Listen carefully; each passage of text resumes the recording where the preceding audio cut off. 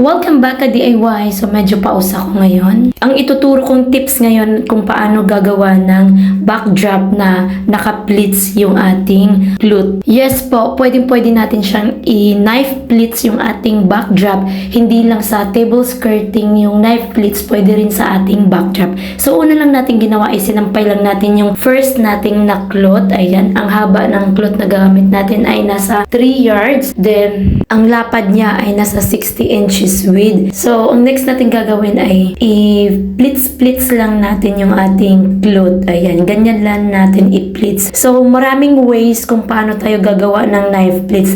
So, ito ay number 1 tips natin kung paano gumawa ng knife pleats. So, meron pa akong ituturo sa mga next video natin kung paano ang ibang ways paggawa ng knife pleats or box pleats. So, ganyan lang yung gagawin natin. Ifo-fold lang natin yung cloth natin para magkaroon siya ng pleats. Ito po yung pinakamadaling way ng paggawa ng pleats sa kahoy na backdrop stand at sa wall backdrop. Sa next video tutorial naman natin ituturo kapag yung backdrop stand nyo ay metal, yung bakal or yung plastic.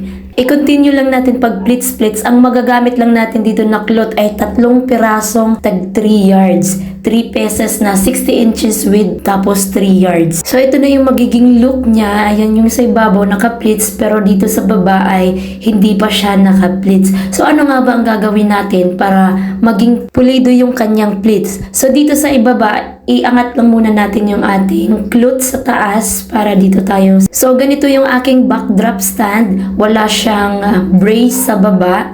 Walang kahoy sa baba. So sa taas lang yung may brace. Sa baba ay wala. So, ang gagawin natin ay maglalagay tayo ng kahoy dyan. Ayan. So, maglalagay lang tayo ng kahoy at tatalian natin or ipapako natin. So, depende na sa inyo. So, dito ay tinalian ko lang ng tire wire dahil pwede lang siyang mabaklas kapag gusto mong baklasin. Then, ibaba na natin yung cloth natin. Ayan.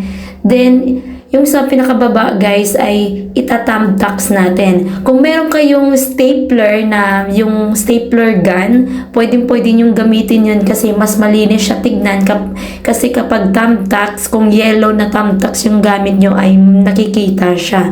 So, pwede kayong bumili ng thumbtacks na silver ang kulay, hindi gold. So, kung meron din kayong stapler, pwede rin yung stapler gun ang gamitin nyo.